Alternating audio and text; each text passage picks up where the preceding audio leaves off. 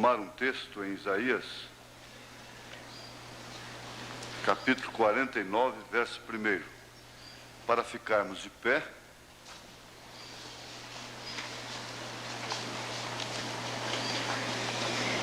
Agora eu quero dizer uma coisa para os irmãos: ficar lá fora, aqui fora do santuário, do átrio, não é? Por circunstância de espaço, tudo bem, não é? Mas lembrem-se que de todas as formas, todas as dependências da igreja se transformam em santuário na hora da palavra. Eu acho que até mesmo na hora da classe das crianças e tudo, na oração, às vezes está orando, estamos conversando lá fora, outra coisa muito diferente, está ensinando a palavra aqui, outra coisa, porque quem fica mais à vontade, o outro sente mais liberdade de puxar um assunto, não é? Então vocês, irmãos, que estão aí fora, para lá do átrio, por circunstância de espaço, por favor, mesmo lá na cozinha que está ouvindo, não é? A cozinha é santuário nesta hora. E que grande santuário, né? As irmãs trabalhando e ordenando a alimentação. Mas tudo se transforma em santuário na hora da palavra.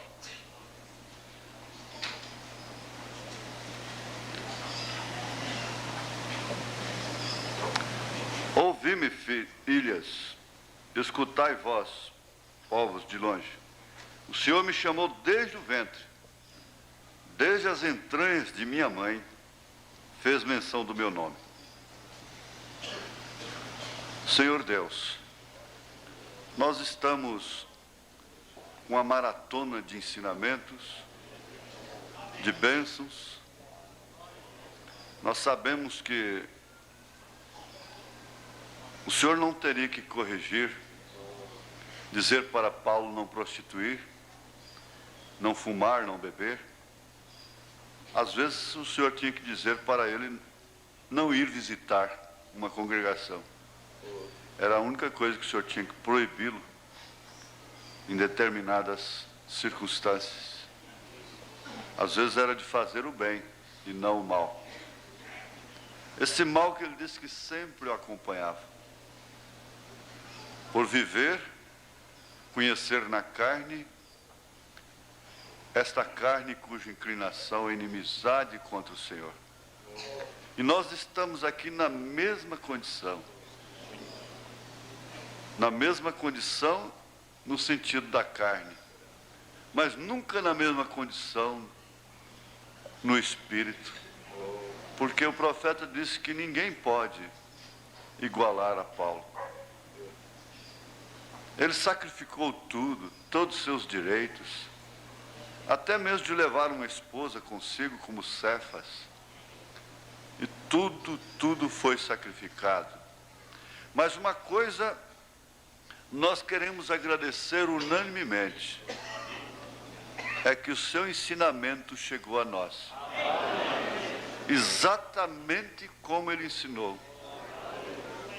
E esse foi o consolo do irmão Branham naquela visão. Ele disse: eu ensinei exatamente o que Paulo ensinou. E Paulo disse: eu ensinei a vocês o que o Senhor me ensinou. Eu recebi do Senhor o que também vos transmito. E nós, essa confiança nós podemos ter. Graças a Deus. Glória a Jesus. Agora, Senhor, desde já nós colocamos a viagem de cada obreiro, cada irmão, cada irmã, de retorno para os seus lares. Em nome de Jesus Cristo, perdoa os nossos pecados e ajuda-nos a aproveitar o tempo com a inteligência de Deus, com a ciência de Deus, em nome de Jesus Cristo. Amém. Assentai-vos. Nós teremos um pequeno intervalo entre a escola e o sermão. E aí então haverá alguns hinos, não é? Os irmãos que não precisarem de se levantar, não se levantarão, ficarão cantando, e um pequeno intervalo aí de 5 a 10 minutos apenas.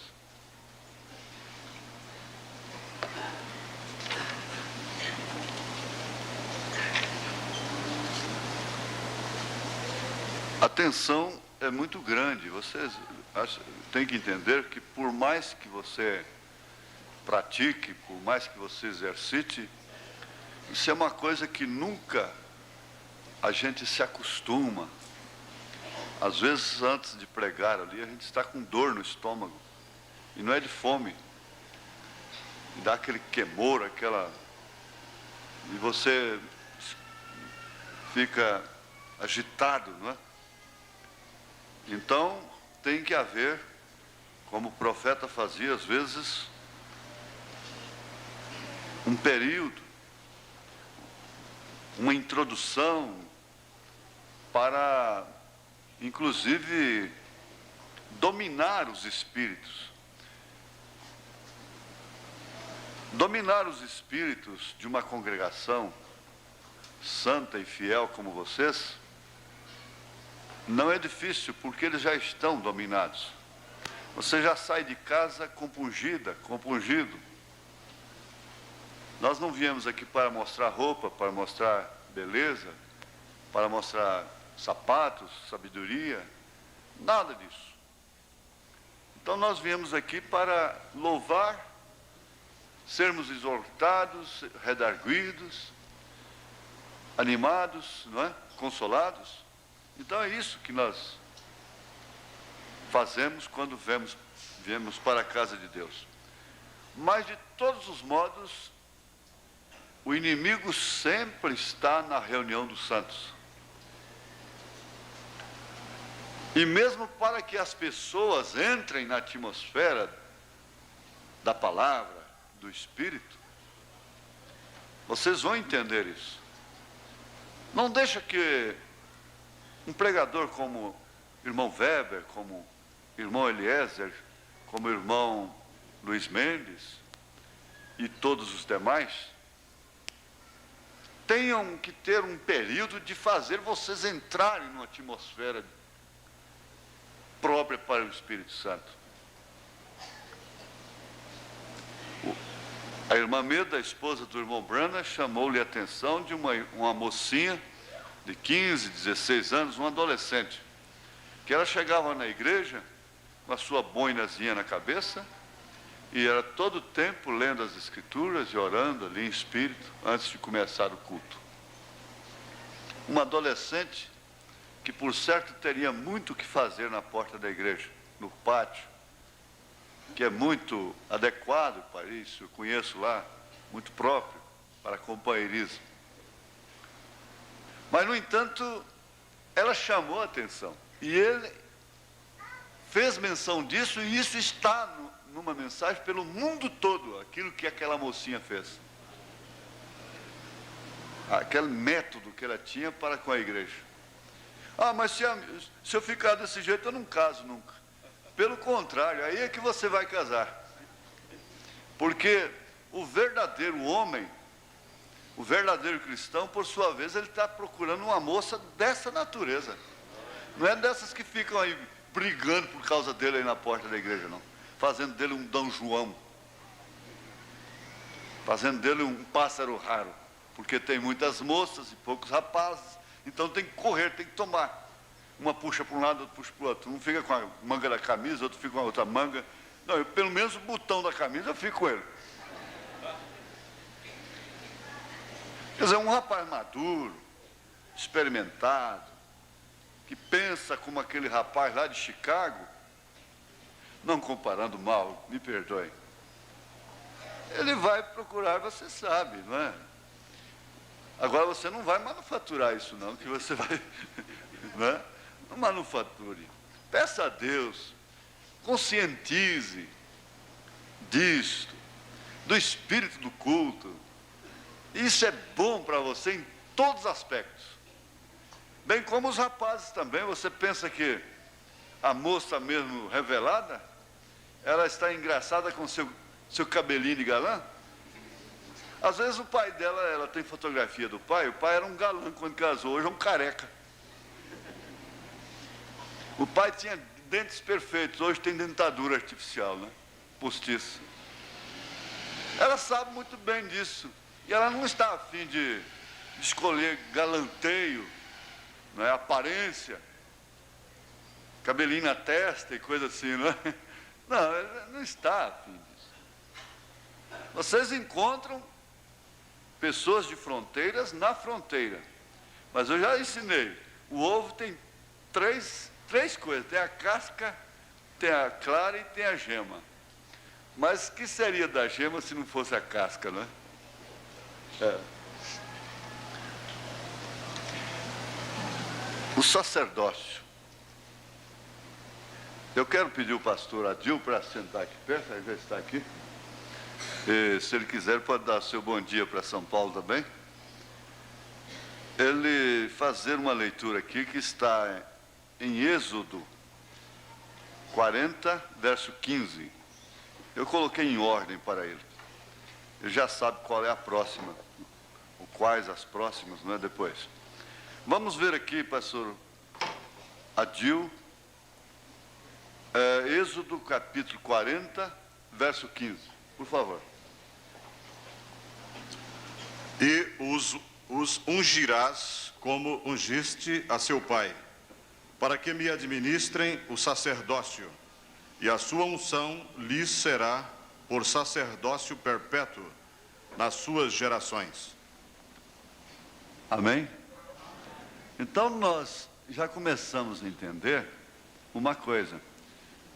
Vamos chamar isto, não vai sair por uma doutrina aí que Jesus tem uma noiva que são os membros e outra noiva são os pastores.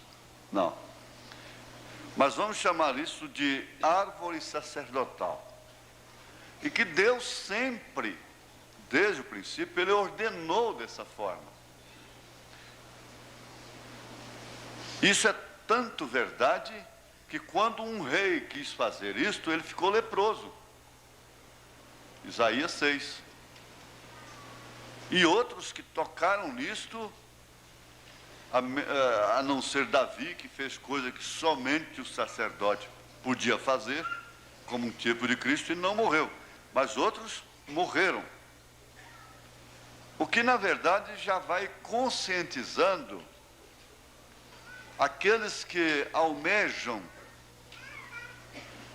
o pastorado, o ministério,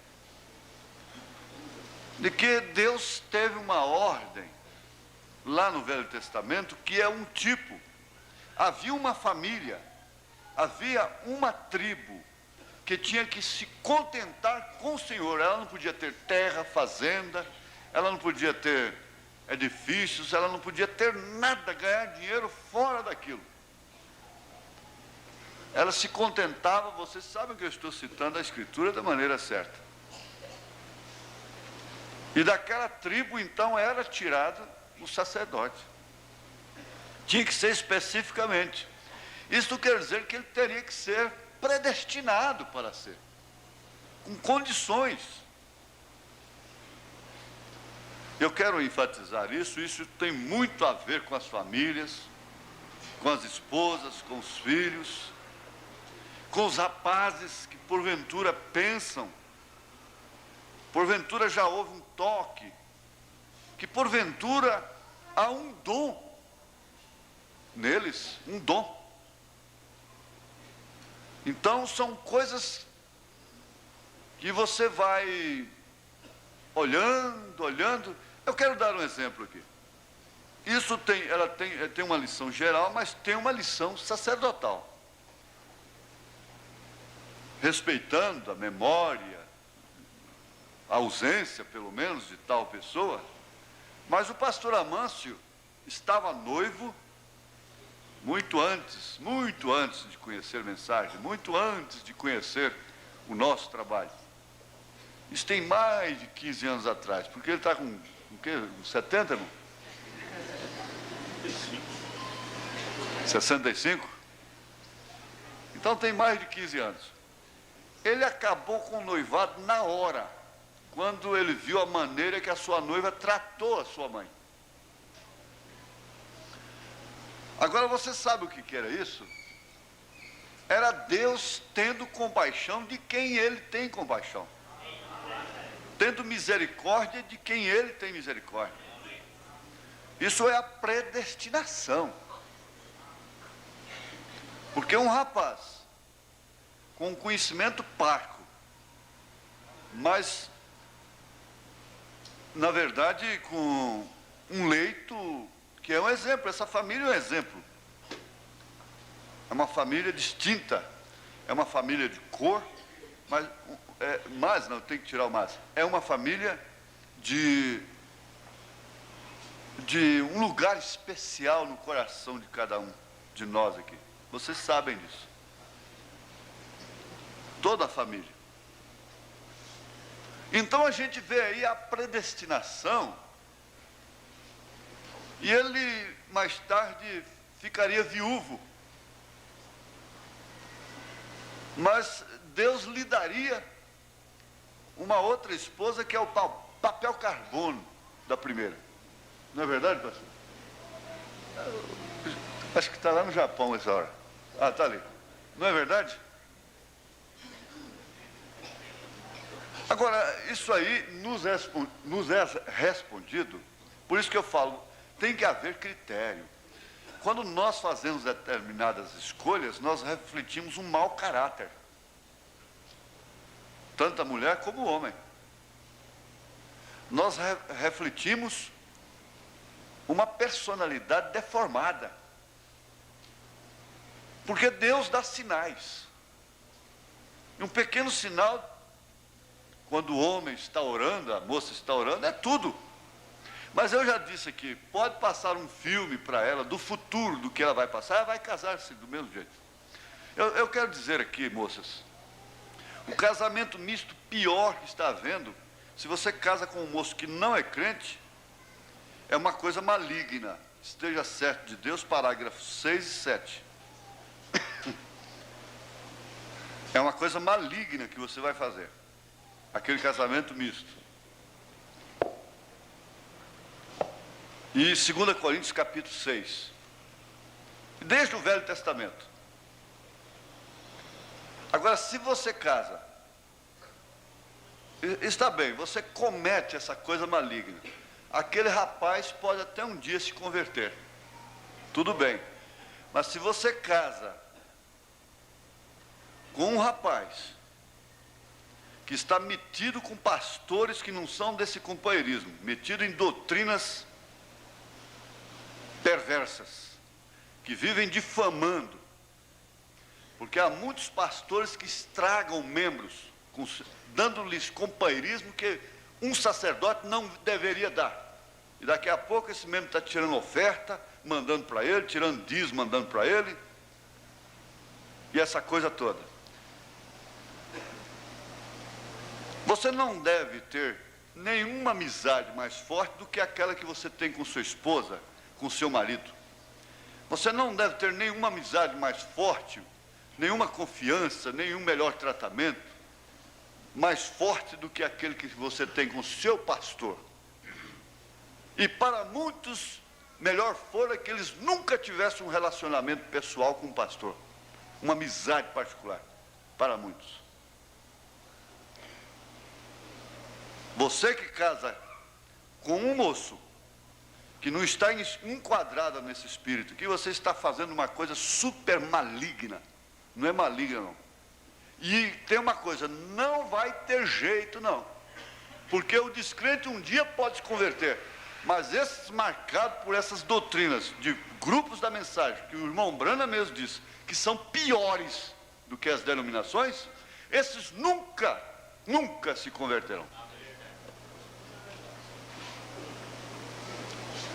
Mas tudo isso envolve, em relação ao homem, a predestinação, o caráter, o critério, a personalidade. Então, às vezes, a gente diz, você pode ouvir uma pessoa dizer, isso foi falta de caráter.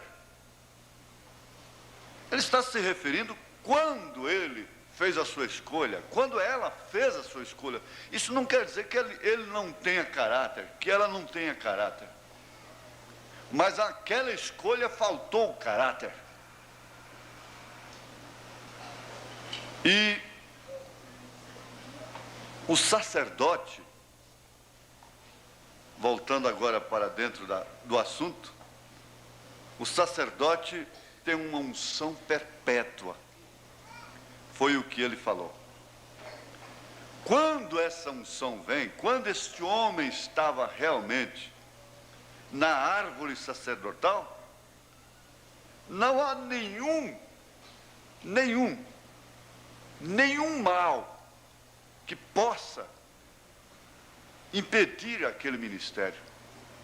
Nada impede, nada pode barrá-lo. Quando Deus vê a hora certa, que ele não pode prosseguir, ele quebra o pescoço dele. Ele mata como matou Moisés. Ele recolhe. Mas um deputado federal tem imunidade. Pode carregar a arma, pode fazer isso, pode fazer aquilo. Um senador tem imunidade. Não pode ser preso. Espera aí. Um sacerdote tem imunidade. O que é que ele vai fazer com esta arma na mão? O que é que ele vai fazer com esse ofício? Está bem, isso é individual, nós vamos chegar lá. Vamos pensar aqui em Isaías capítulo 1, verso 1 e também o verso 5. Faz favor. Você lê o primeiro e depois... Isaías 49? 49. Ouve-me, ilhas, e escutai vós, povos de longe. O Senhor me chamou desde o ventre, desde as entranhas de minha mãe, fez menção do meu nome. Agora veja o versículo 5. E agora diz o Senhor, que me formou desde o ventre para seu servo, que lhe torne a trazer Jacó, mas Israel não se deixou ajuntar. Contudo, aos olhos do Senhor serei glorificado, e o meu Deus será a minha força. Amém.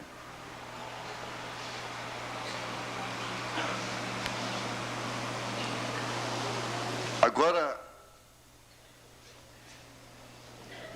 é meio difícil, mas nós não temos que nos perturbar com o sermão. O sermão vem depois. O ensinamento você tem que refletir, tem que parar, tem que olhar, tem que prescrutar. Há uma determinada escolha. Você não vai enquadrar ninguém. Ninguém, absolutamente ninguém. Neste quadro aqui. Mas há sacerdotes que são tirados das pessoas mais baixas. Em 1 Reis, capítulo 12, verso 31, alguém fez essa loucura. Também fez casa dos altos, e fez sacerdotes dos mais baixos do povo, que não eram dos filhos de Levi. Agora, por favor, continua. Capítulo 13, verso 33. Depois destas coisas, Jeroboão não deixou o seu mau caminho. Antes dos mais baixos do povo, tornou a fazer sacerdotes dos lugares altos, a quem queria lhe enchia a mão, e assim era um dos sacerdotes dos lugares altos. Agora, vamos notar o seguinte. Lá no Novo Testamento, Paulo disse, tendo comichão nos ouvidos, amontoarão doutores para si conforme as suas próprias concupiscências. Exatamente a coisa corre em paralelo, em linha. Por quê? O sacerdote, você entende que o sacerdote é aquele que tem o sacerdócio. Você não pode ferir a um homem que tem o sacerdócio sem prejudicar o seu sacerdócio, sem prejudicar o seu ministério.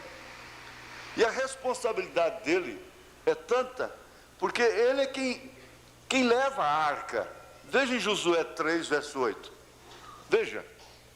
Tu, pois, ordenarás aos sacerdotes que levam a arca do concerto, dizendo, Quando vierdes até a borda das águas do Jordão, parareis no Jordão. E quando Davi fez isto de uma maneira errada, pelo poder do dinheiro, o que é muito feito e nós não percebemos, e quando começa alguém a gozar de certa posição especial na igreja por causa de sua posição financeira, e estas coisas todas, eles passam a tocar na arca de uma maneira tão ingênua, tão natural.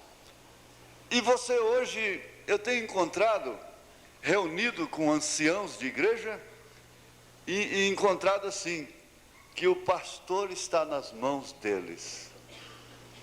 Então um levanta e diz, eu não aceito, o outro diz, eu não aceito, o outro diz, eu aceito, o outro diz, eu não aceito.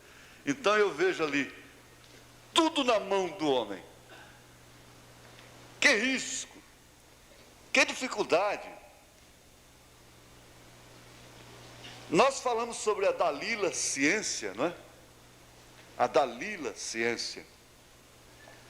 E às vezes, a Dalila é a própria esposa, é quem mais rouba a força.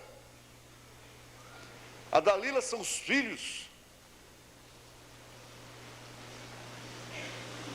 A Dalila são as circunstâncias que vão enredando aos poucos. Agora, quem é que leva a arca? É o sacerdote. O que tem dentro da arca? Então, lembrando bem, Deus tinha nos seus lombos essa árvore sacerdotal. Ele tinha nos seus lombos essa árvore sacerdotal. Agora, eu quero perguntar uma coisa. Existia, dentro dos tipos, nos símbolos, sacrifício pelos erros do sacerdote? Está escrito que havia sacrifício pelos erros do sacerdote. E o pastor Adil vai ler Levítico 4, de 1 a 12.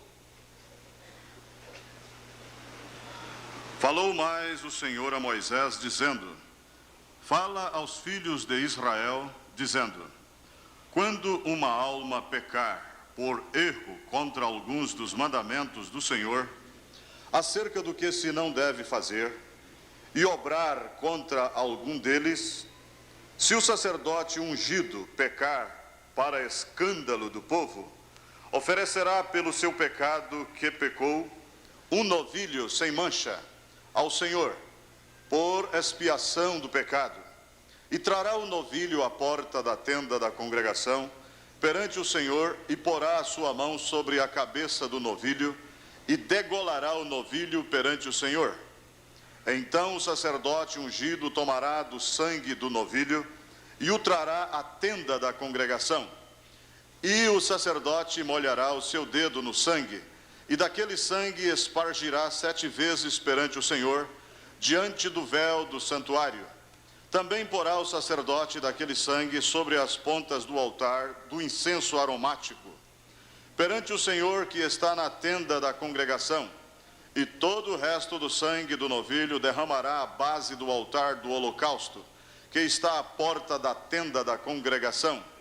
E toda a gordura do novilho da expiação tirará dele, a gordura que cobre a fressura, e toda a gordura que está sobre a fressura, e os 2 rins, e a gordura que está sobre eles, que está sobre as tripas, e o redenho de sobre o fígado com os rins tirará, como se tira do boi do sacrifício pacífico, e o sacerdote a queimará sobre o altar do holocausto, mas o couro do novilho e toda a sua carne, com a sua cabeça e as suas pernas, e as suas entranhas e o seu esterco, todo aquele novilho levará fora do arraial a um lugar limpo, onde se lança a cinza, e o queimará com fogo sobre a lenha, onde se lança a cinza se queimará.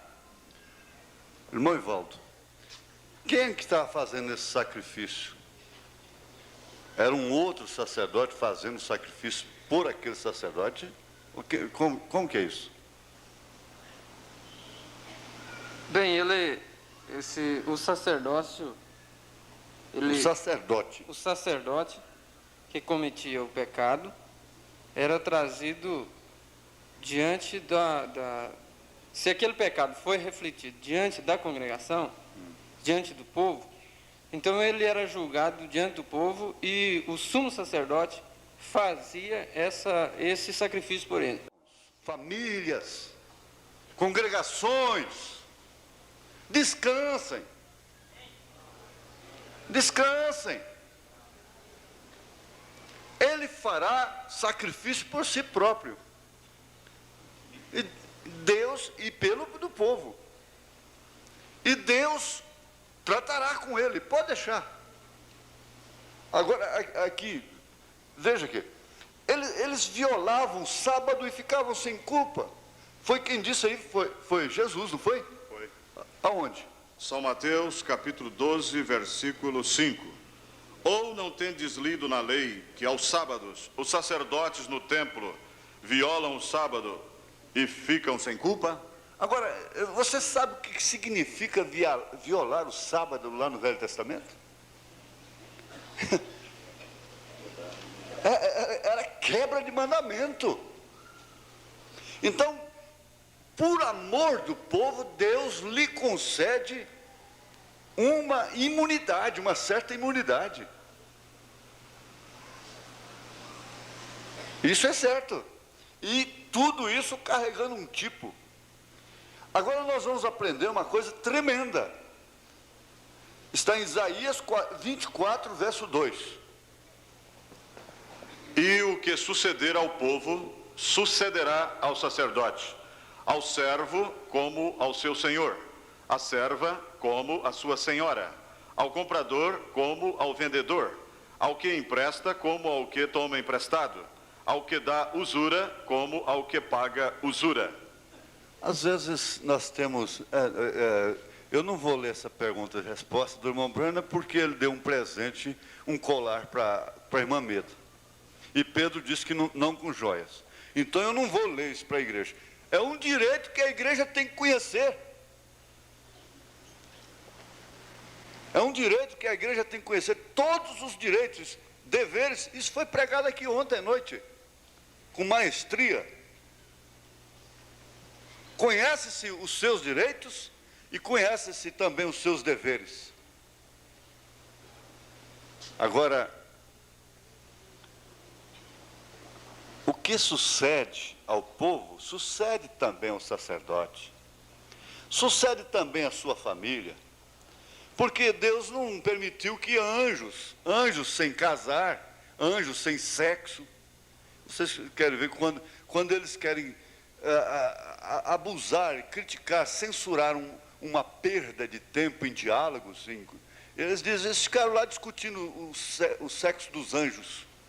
Ora, Deus não permitiu que os anjos fossem ministros. Porque eles não tinham esposa para cortar cabelo, eles não tinham esposa para pintar as unhas, eles não tinham filhos para ser homossexual, eles não tinham filhos para roubar, ser maconheiro, eles não tinham filho para nada disso. E o que sucede ao povo, sucede ao sacerdote, porque caso contrário, ele não saberia ter compaixão dos demais. Porque todo santarrão não tem dó de ninguém. Não tem pena. Não volta aos 17 anos de idade, quando ele tinha 17 anos, para ajudar um moço, uma moça. Ele não volta lá. Todo legalista, todo fariseu. Então isso aí não ficou somente agora, o sacerdote tinha família. Ele tinha família. Ele tinha filhos.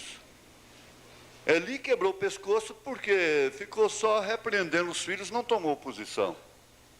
Mas, no entanto, foi quem deu a palavra para Ana. E daquela palavra que veio um dos maiores profetas de então, Samuel. Está bem? Então eu não vou demorar nesses detalhes, porque você sabe que isso aqui daria um vasto tempo.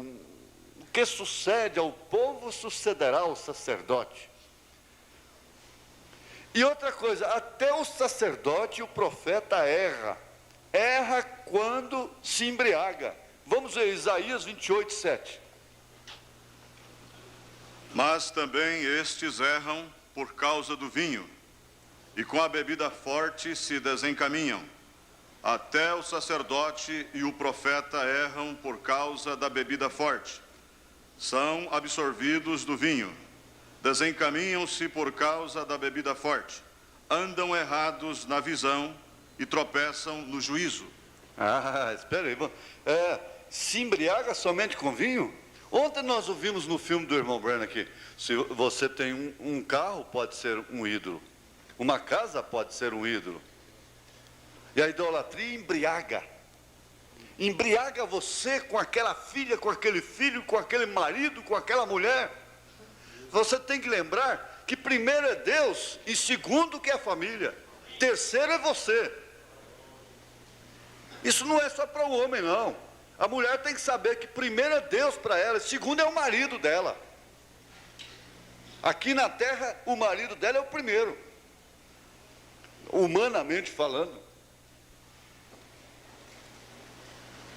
E se embriagam tanto com a ciência, se embriagam tanto com as coisas terrenas, que por fim não sabem aplicar a justiça. Agem por conveniência, começam a sonegar, começam a transgredir daqui, dacolá, agindo por conveniências. E daqui a pouco está todo enredado, todo embaraçado. Como está o povo? O povo está embaraçado. O povo está vivendo a recessão. O povo está crucificado. Todos os dois ladrões estão crucificados. Agora, vejamos aí em Lucas 21, 34. O que Jesus recomenda? E olhai por vós, não aconteça que os vossos corações se carreguem de glutonaria, de embriaguez, comendo demais, de embriaguez e dos cuidados da vida, e venha sobre vós de improviso aquele dia. E você sabe que há na Bíblia Sagrada, em Apocalipse, é um cálice. Quando se fala em cálice, lembra-se de vinho. O cálice da fornicação. Isso traz o adultério espiritual. Nós não temos tempo, mas vai lá para casamento e divórcio, parece parágrafo 201, o irmão Branham mostrando adultério espiritual, doutrinas falsas. Se embriagam, pois não tem jeito. A pessoa que você pode errar, se você adultera fisicamente, é um pecado que tem perdão. Se você mente, você rouba, se você faz tudo isso, tem perdão. Mas se você entrar para uma doutrina falsa, depois de iluminado, depois de ter luz que você tem, não tem retorno. Não tem retorno. Isso embriaga, isso tira o sentido, tira a justiça. Blasfema, chamam a igreja de chiqueiro, chamam a igreja de porca, chamam a igreja de denominação, chamam o ministro de papa, difama de todos os jeitos, blasfema.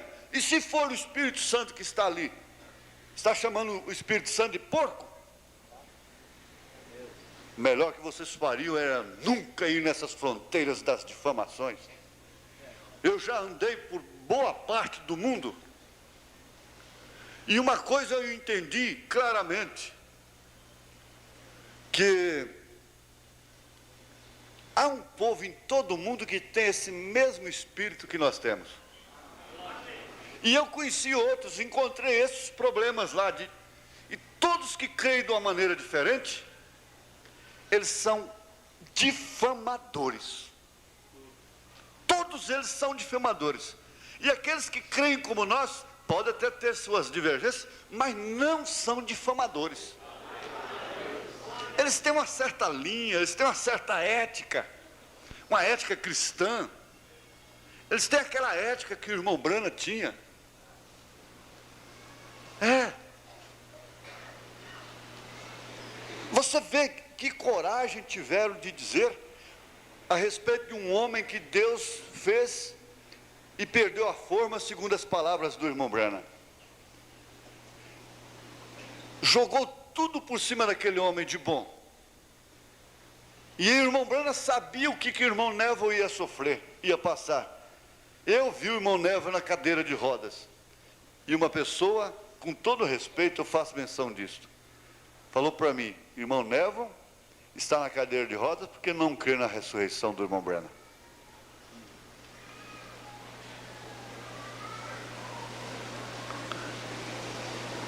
Se embriaga, perde o senso, perde a justiça. Jeremias 13, verso 13, vamos ver o que diz aí, irmão. Mas tu dize-lhes, assim diz o Senhor: eis que eu encherei de embriaguez a todos os habitantes desta terra, e aos reis da estirpe de Davi, que estão assentados sobre o seu trono, e aos sacerdotes, e aos profetas, e a todos os habitantes de Jerusalém. Embriagados todos, do rei até o sacerdote.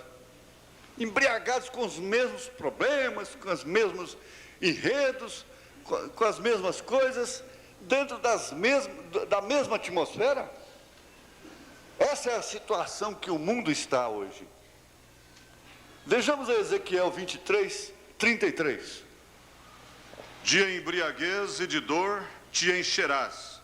O copo de tua irmã Samaria é como de espanto e de assolação. Você pensa que o irmão Branham chegou a dizer: eu prefiro passar uma hora, um dia com um bêbado do que uma hora com um mentiroso.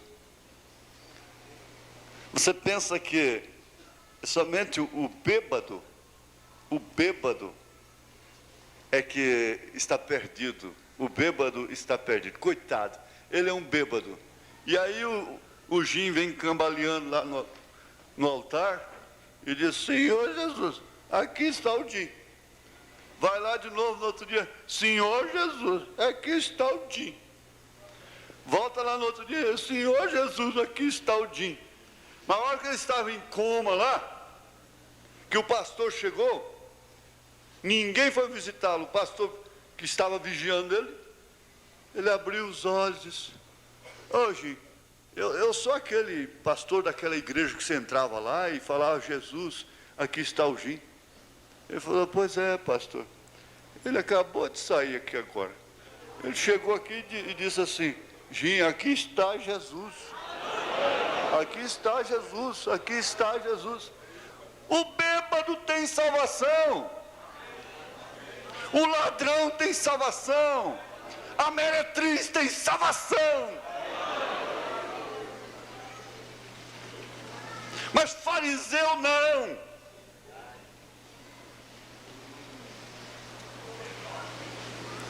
Fariseu não. Eu fico pensando, o que seria de nós? Veja só, se não fosse o pecado de Davi, na Bíblia não tinha um Salmo 51. Não tinha um Salmo 51. Irmão Sid Jacques disse lá na Alemanha: ai de nós se não fosse a carta de Coríntios.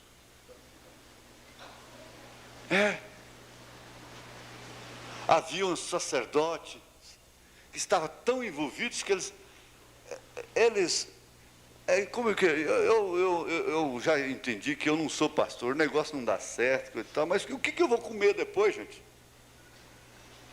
Ou então, coisa boa é ser pastor. Tem terno, pode botar um paletó toda noite no encontro. Tem carro, tem casa, tem avião, tem fazenda, tem tudo isso. Eu quero ser pastor também. Eu quero ser pastor também. Vamos ver Miqueias 3:11. Os seus chefes dão as sentenças por presentes, e os seus sacerdotes ensinam por interesse, e os seus profetas adivinham por dinheiro, e ainda se encostam ao Senhor, dizendo: não está o Senhor no meio de nós? Nenhum mal nos sobrevirá. Deus está abençoando, podemos carregar saco de dinheiro, não é? Saco de dinheiro. Só tem uma coisa, que antes deles carregarem saco de dinheiro lá no Maracanã, a Roma levou quase todo o ouro do Brasil lá para o Vaticano. E está levando até hoje. Não defendendo os sacos de dinheiro, né?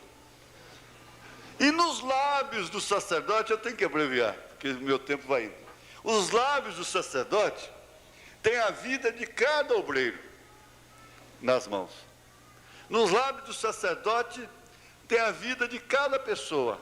Nos lábios do sacerdote tem a vida, tem a estupidez, a ignorância, tem tudo isso, não é? Mas vamos ver em Malaquias 2:7. Malaquias 2:7. Porque os lábios do sacerdote guardarão a ciência, e da sua boca buscarão a lei, porque ele é o anjo do Senhor dos exércitos. Então é aí que tem a coisa. Pregar aqui é pregador. O sacerdócio está lá na hora difícil. O sacerdócio está na hora difícil. Na ciência para ensinar, para ajudar. Na ciência para botar fim ao alvoroço. Você sabe que o irmão Branham não fazia alvoroço com notícia nenhuma. Mas quem disse foi ele. Ele disse: se Deus se tirar a mão de misericórdia de mim, eu entro por um caminho muito pior que ele. Agora fica parecendo que estamos em defesa de alguma coisa. Não! Nós estamos em defesa do povo. Oferece por si mesmo e pelo povo.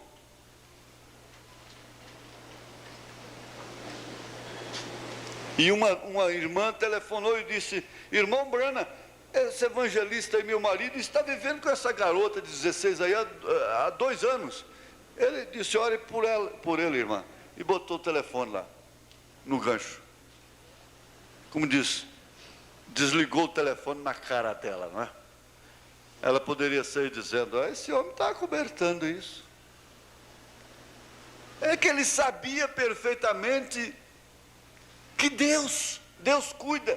Ele esperou 2 anos. Olha, o irmão Branham não aceitava pedir dinheiro. Ele não aceitava, ele punha para fora. Ele suportou 2 anos, um de seus diretores, vendendo cartão de oração. Eu fiz exemplo. Você já pensou aquele ministro que morreu de câncer, dono de uma das maiores fábricas de brinquedos do país?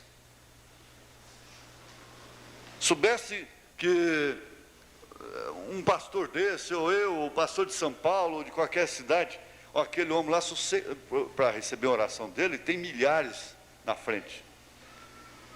Tem que ter um cartão de oração. Eu tenho um aqui, mas custa $5.000. Ou 5 milhões de dólares. Vamos supor. Ele daria na hora. E ia e seria curado. E o irmão Branham, sabendo disso por 2 anos.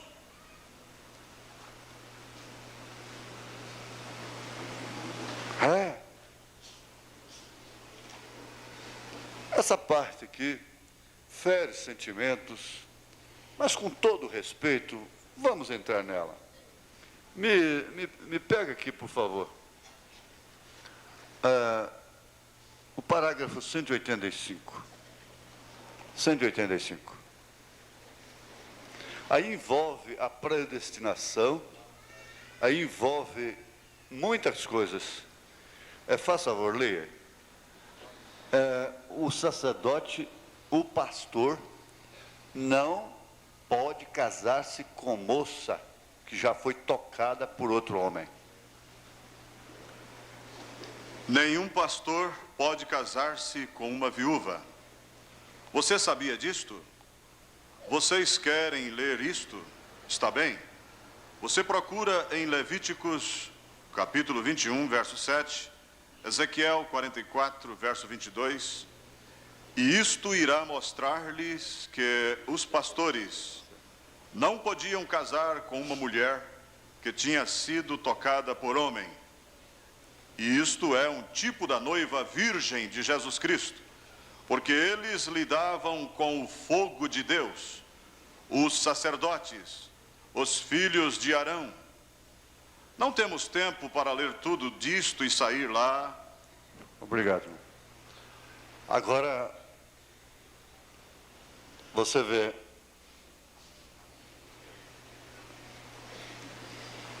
o simbolismo disto. Lá no fim de Casamento e Divórcio, o irmão Branham disse: fiquem como foram chamados.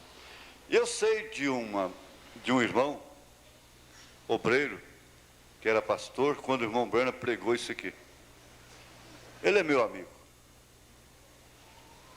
E ele parou de pregar assim que ouviu esta mensagem, porque ele tinha se casado com mulher divorciada.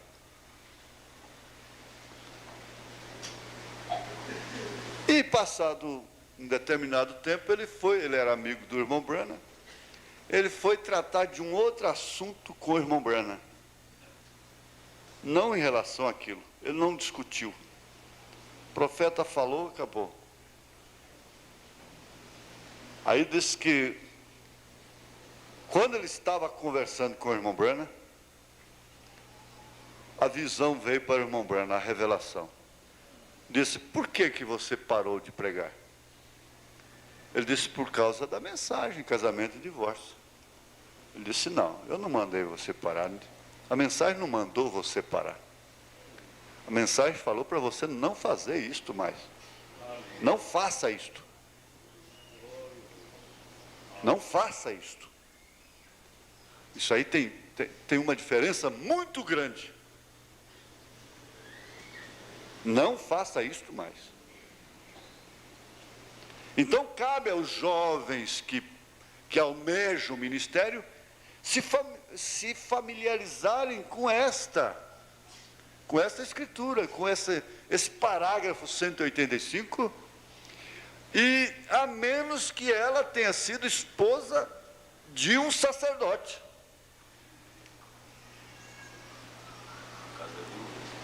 No caso né, que ela era viúva do sacerdote, então o sacerdote podia casar com uma viúva que fosse viúva do sacerdote, que tinha sido esposa do sacerdote.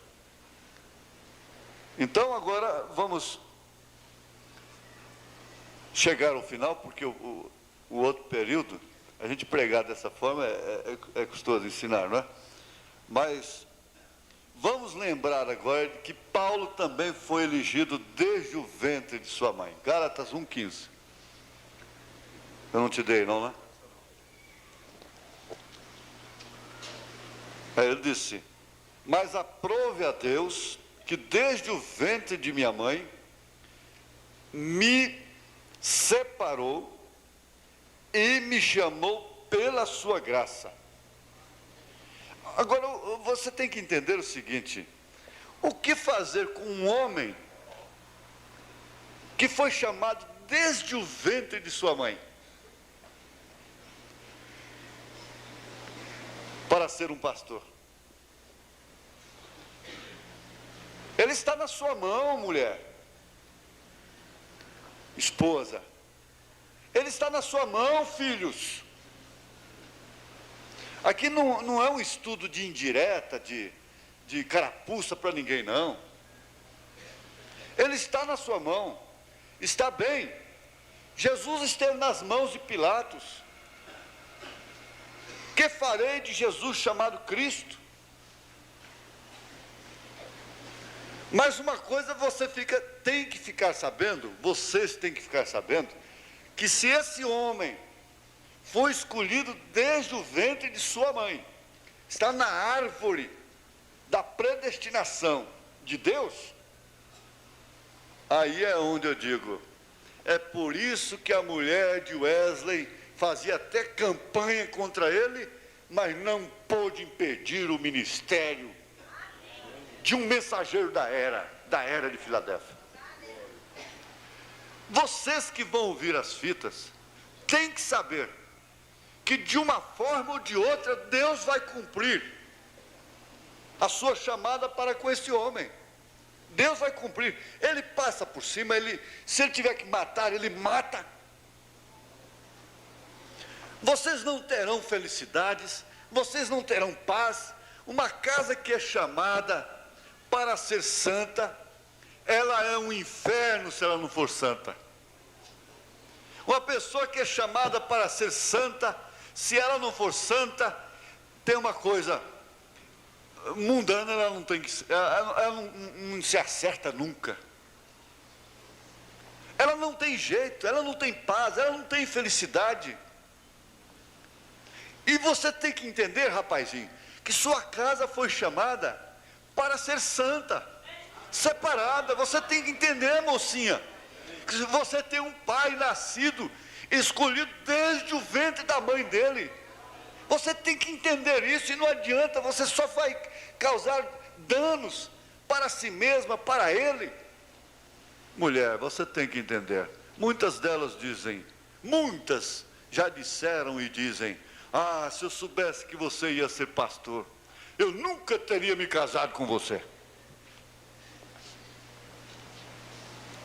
São muitas que dizem: se eu soubesse que você ia ser pastor, eu nunca teria me casado com você. E há filhos que têm vergonha de dizer: meu pai é pastor. Filhas que têm vergonha de dizer: meu pai é pastor. Se envergonhando do maior honra que existe na terra. Se envergonhando do maior privilégio que existe na terra. Isto é certo. Agora, para entrar em outro assunto aqui, se tratando de Paulo, eu temo pelo tempo, mas nós estamos numa maratona, haverá um pequeno intervalo, e faz de conta que nós estamos ainda encerrando o nosso período hoje, né, pastores? Nós vamos fazer isso, nós vamos encerrar o período hoje, né? Das reuniões internas, né? Esse Paulo, irmãos, carece um pouco, porque ele escreveu aos Romanos. Essa carta aos Romanos, ela tem um conteúdo tão profundo. Você sabe que ele escreveu 14 cartas, incluindo Hebreus. E ele selou o seu ministério com o seu próprio sangue. Selou o seu testemunho com o seu próprio sangue. Eu ganhei aqui um livrinho, os pastores que estavam aqui dentro parece que ganharam um diplomazinho das crianças. Eu vou ser advogado do preto aqui, da cor preta, né? Ele diz aqui, esse corinho, ele diz aqui, significado das cores: preto, pecado; vermelho, sangue de Jesus; branco, pureza; amarelo, ruas de ouro. Tudo bem, é um corinho, então não dá sentido, tudo bem. Mas aí eu me lembrei de uma coisa: o pecado não é preto, não. Aqui, ó. Porque a escarlata não é preto, a escarlata é vermelho. Vinde então e argui-me, diz o Senhor, ainda que os vossos pecados sejam como a escarlata, super vermelho, eles se tornarão brancos como a neve; ainda que sejam vermelho como o carmesim, se tornarão como a branca lã. Vermelho com várias tonalidades, a escarlata e o carmesim. Ainda que sejam vermelhos. Mas está bem o corinho, né? Tudo bem, isso aí não tem nada a ver uma coisa com outra. E Paulo selou o seu testemunho com o seu próprio sangue. A tradição diz que ele foi decapitado em Roma e seu corpo enterrado nas catacumbas. Aliás, Pedro nunca foi em Roma. Paulo é que foi lá. Porque Pedro foi para a circuncisão e Paulo para a incircuncisão. E um padre escreveu assim, que o machado brilhava antes, o machado brilhava com o brilho do sol, né? O reflexo do sol, antes de ser ofuscado com o sangue do santo. Amputar o seu pescoço com um machado. Mas nós vamos aprender alguma coisa aqui. O valor de uma boa notícia depende da fonte quem a deu. Você sabe que o valor de uma boa notícia, porque Paulo fez do seu ministério um motivo de boas novas. E o valor da notícia depende muito de quem está dando essa notícia. Você sabe que tem os noticeiros, né? Os boateiros. A bolsa de valor, o governo tem esse problema. Os boateiros derrubam a ação, levantam a ação. Os boateiros, né? Agora, Paulo não era um boateiro. Ele teve, de fato, em si, um ministério predestinado que chegou a ser selado com o seu próprio sangue. Ele disse: quanto a mim já estou sendo oferecido como o quê? Como sacrifício de libação, não é? O tempo da minha partida se aproxima, pelejei uma boa peleja, acabei a carreira, guardei a fé. Desde já está preparada uma coroa que o Senhor justo juiz me dará naquele dia, mas não somente a mim, mas também aos que amarem a sua vinda. Então, nessas notícias, nessas boas novas, nós encontramos que elas contêm tudo. Nós temos, você tem que entender o seguinte, que quando vem uma doutrina corretiva, ela é uma boa nova. A boa nova não é só aquela que cura o câncer, não é só aquela que mostra as ruas de ouro, não é só aquela que mostra os céus, as bodas do Cordeiro. Para que estas venham a se cumprir, serem alcançadas, é necessário que aquelas, as corretivas, as sacrificiais, sejam aceitas também como boas novas. E agora, quem é que está encarregado de entregar essas boas novas? Você não entende. O pastor não tem que se pôr aqui todo o tempo no púlpito em sua própria defesa. O irmão Branham deu esse exemplo, ele chegou a dizer: esse tabernáculo está precisando de uma matança, começando do púlpito até lá na portaria. Ele disse: não importa o quanto esta palavra me ofenda, porque eu mesmo estou todo enredado. Ele tinha problemas de família. Um irmão o procurou para dizer: irmão Branham, eu preciso falar com você. O irmão Branham já sabia o que era. Ele disse: eu não posso te atender. Ele disse: mas é problema de sua família. Ele disse: eu não vou te atender. Se eu parar para te ouvir, eu só vou caindo. Eu estava predestinado para... Isso estava predestinado para mim desde antes da fundação do mundo.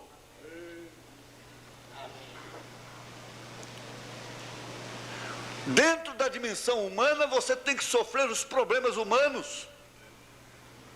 Lá nós não teremos problemas.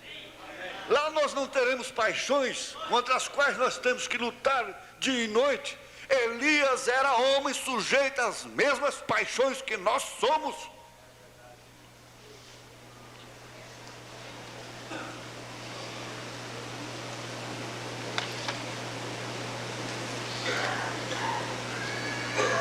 O sacerdócio te dá consciência de pecado, te mostra o padrão que Deus estabeleceu para nós. E tem uma coisa, esse sacerdócio mostra para você que todos pecaram e destituídos estão da glória de Deus, Romanos 3:23. Esse sacerdócio mostra para você que você pode não ter errado tanto quanto outros que conhece, mas perante Deus está destituído. Esse sacerdócio mostra que somos todos pecadores, porque nascemos numa raça decaída. Somos todos filhos de Adão, mas não só nascemos em pecado, também nós mesmos pecamos, porque todos pecaram. Lembre-se, pecamos porque somos pecadores. Romanos 7. Esta é a nossa natureza. Uma ameixeira produz ameixas porque é ameixeira. O fruto é resultado da sua natureza. O pecado é o fruto de um coração pecaminoso. E enganoso é o coração mais do que todas as coisas, disse Jeremias em capítulo 17, verso 9.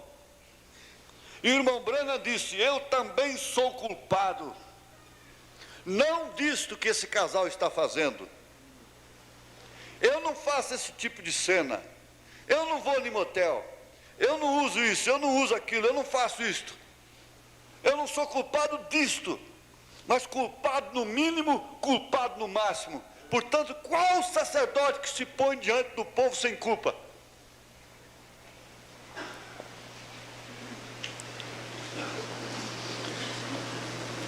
Cristo só salva da pena do pecado. Digo, Cristo não só salva da pena do pecado, mas também nos liberta de uma consciência de culpa e do poder do pecado. Por isso nós precisamos dar mais valor no sangue de Jesus Cristo. O resultado do pecado é um sentimento de culpa que você está carregando toda a vida. E ele atua de uma maneira inconsciente e afeta todo o seu sistema nervoso. Você trai e passa 10, 20, 30 anos e aquilo está te afetando constantemente. E como uma filha de Deus e como um filho de Deus, você não vai para o inferno por causa daquele pecado. Você tem que purgá-lo aqui. E ele é extirpado mediante a confissão a quem você deve. Quando alguém transgride a lei, sente-se culpado e procura o que fazer? Esconder-se. Foi isto que Adão, o primeiro homem, fez. Uma consciência culpada carrega o medo do castigo. O pecador está sempre procurando fugir das consequências da lei transgredida. Teme o juiz, não quer encarar a verdade, não pode olhar de olho firme no marido, não pode olhar de olho firme na esposa, não pode olhar cara a cara no companheiro. É por isso que os pecados do homem, sua consciência de culpa, o afastam da presença de Deus. Deus não precisa afastar o pecador.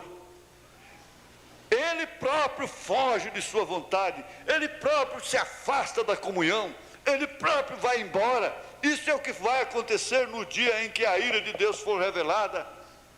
Apocalipse 6, 15 e 16. Ele vai sempre procurar se esconder. Ele vai clamar: monte, cai em cima de mim.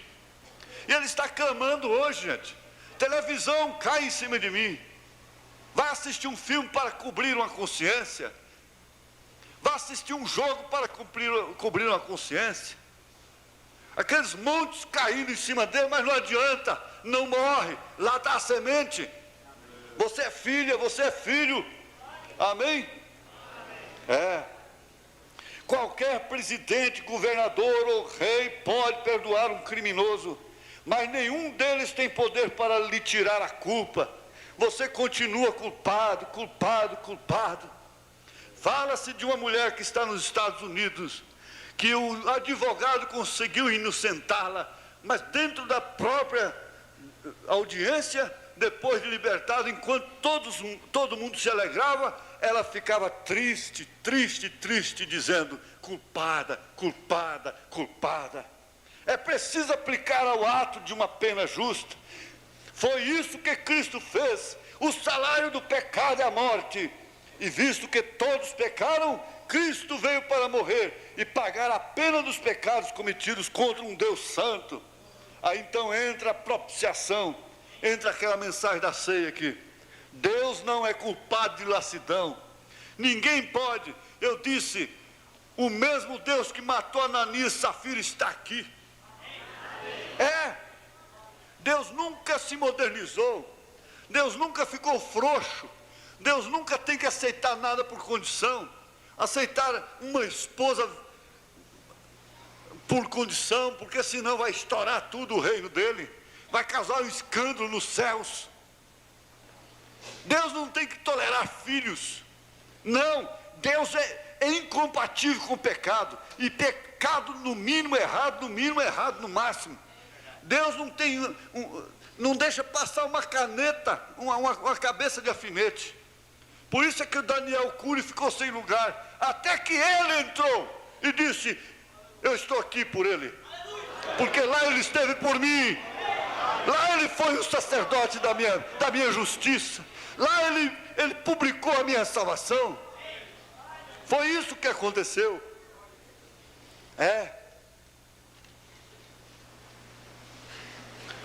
Você não tem que condenar aquela pessoa, ela já está condenada.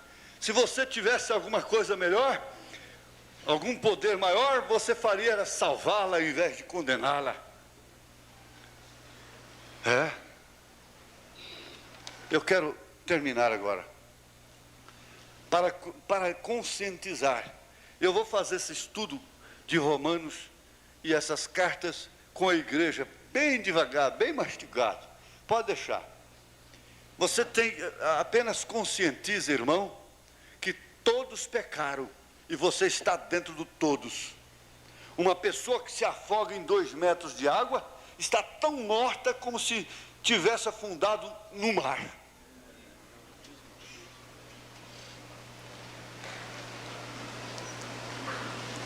Esse tempo aqui em Aruanã, foi um pai e um filho com uma carreta enorme, uma Scania. E o rapaz pulou no Rio Vermelho, estava morrendo afogado. Mas acontece que tinha muitos nadadores lá, e o pai ia pular, ele falou: eu não sei nadar, mas eu pulo, eu morro com meu filho. Mas alguém pulou e salvou. Eles pegaram a carreta e vieram para Britânia, e lá tem um córregozinho, mas um córregozinho que é a milésima parte do Rio Vermelho, milésima. E ele parou lá antes da ponte e foram tomar banho. Num poço, acharam os 2 mortos lá dentro desse poço, um agarrado no outro, morreram afogados no poço. E morrer, tanto faz morrer afogado. Olha, essa é a conscientização que o sacerdócio mostra para a igreja. Irmã, não tenha orgulho, não condene a ninguém. Cuida-te de ti mesma, cuida-te de ti mesmo. Você não morre num clube, num cabaré, mas morre dentro de um copo d'água. Morre na maledicência, morre no orgulho, morre no farisaísmo, morre no rego. Às vezes um cai no mar e não morre, outros caem num riozinho, num poço e morre. Jonas caiu no mar e não morreu. Jonas caiu no mar e não morreu. Outros caem num riozinho e morrem.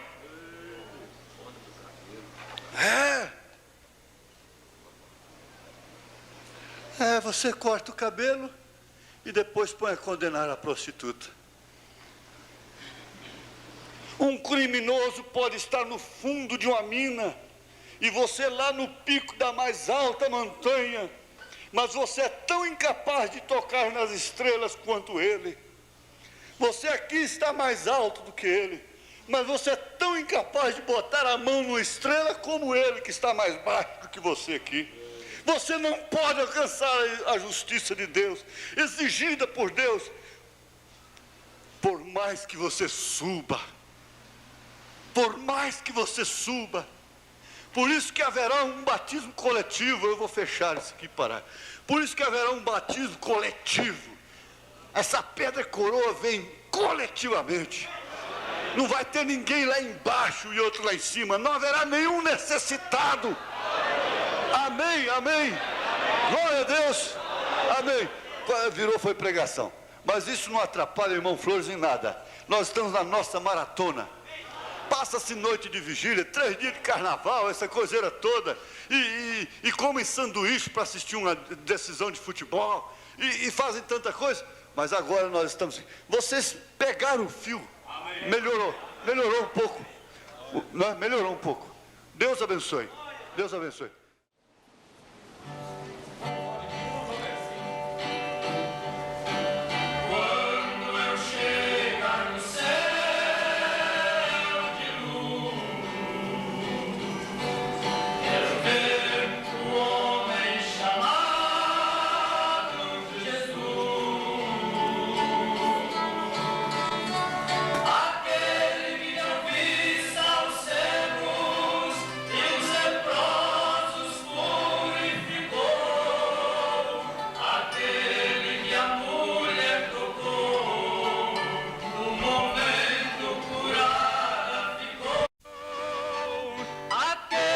Transformou água em vinho e os leprosos purificou.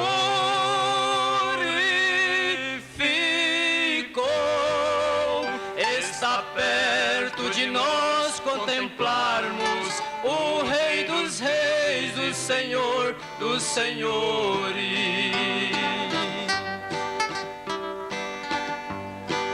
Quando enxergar o clarão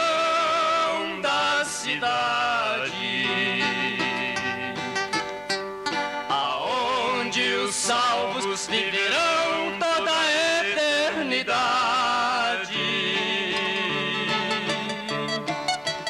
Cantaremos um coro celeste, a mais linda e sublime canção, com milhares de anjos de brancos, com trombetas em suas mãos. Glória a Deus e aleluia darei pelos séculos e séculos. Além, louvarei o Filho de Deus para todos sempre. Amém.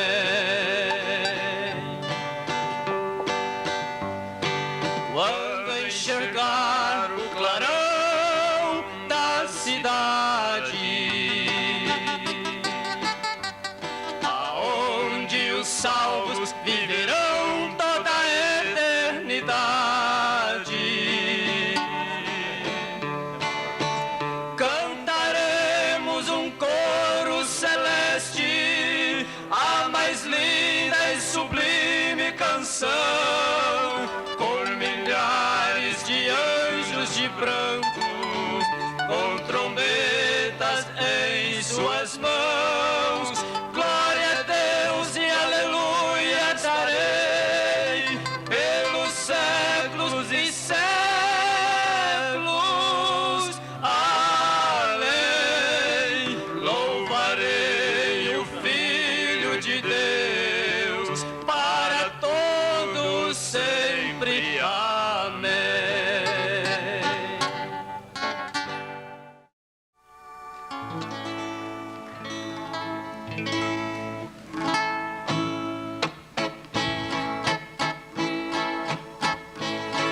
Palavras verdadeiras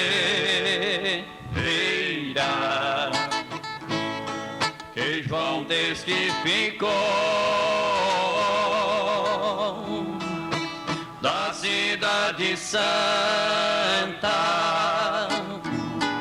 que Deus lhe mostrou, o muro e a cidade com 12 fundamentos estava situada em quadrado comprimento. A santa cidade, Nova Jerusalém, ali não haverá maldição contra alguém. Olhai, não faça tal, porque sou conservo seu, guarda as palavras do livro e adorarás a Deus. Cordeiro é sua lâmpada